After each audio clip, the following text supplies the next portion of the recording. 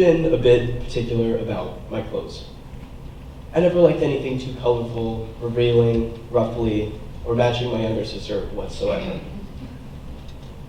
When I was 5 years old, at my 5th birthday party at Chuck E. Cheese, while all the other little girls were wearing dresses, I was wearing a white t-shirt and floral slacks. It was quite the look. That was the deal I had with my mom. I would wear masculine articles of clothing with feminine designs on them. On the rare occasion that I did have to dress female, like wearing a dress, on Christmas or Easter, I would hide in my room and scream and cry until my mom coaxed me out with promises of food or attention from distant family members. This style continued. When I was 11 and getting Easter pictures with my younger sister, she wore a pink puppy dress and I wore a sweatshirt.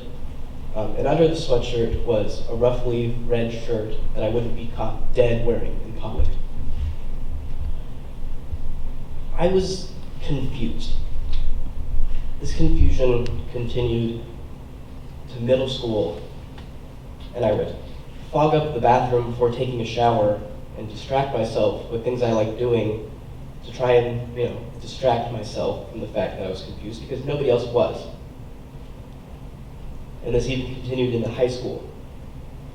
My freshman year, my friends dragged me to the school's Gay Straight Alliance, and the first thing that I can remember processing was the fact that the average trans lifespan was 30 years. When people hear something they don't like hearing, they often try and deny it at first. Oh, that number seems really low, that doesn't seem like a correct fact.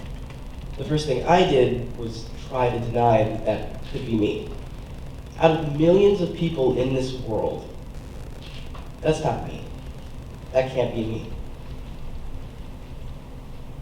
My freshman year was a really, really rough time. After I heard that, I ran off from GSA. I never went back.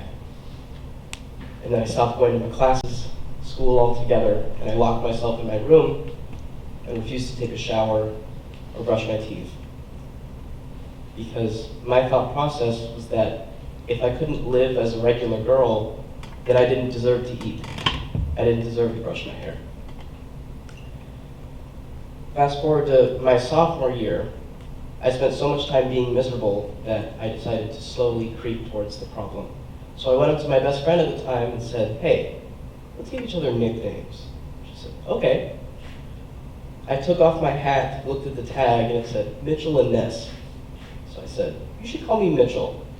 She said, oh, so we're going with boy names. All right, I'll be Jake. And that eventually caught on to teachers and my peers. And sooner or later, everyone was calling me Mitch, and nobody really knew why. I even joined a co-league softball team as Mitch, and everybody thought I was a boy, and I loved it. I loved every second of it. Until the first game. It was the second inning. I was up to bat. I hit the second. The next bat came. They hit. I stole the third, and I got out. As I was walking to the dugout, the coach called me over and told me, as you were running to third, everyone knew you were a girl. You lied to everybody, and your options now are you can either stay and play as a girl or you can go home. I told him to have a nice day, and I walked away because I couldn't think about living as a girl for a minute longer. After that whole debacle, I went up to my mom and I asked her, what would you have called me had I been born a boy? She sat and thought for a minute and then said, Zane Michael. I told her I liked that. She thought for a second more and said, or Gunnar Rose. And I told her I didn't like that one as much. The next day I went to my teachers and I told them to write Zane Michael down on the attendance sheets. And to my surprise, I got no protest. All of my teachers started to call me Zane Michael, and then all of my peers. And it felt really good. At that point, my mom started to research where to go and the path to take to start transitioning.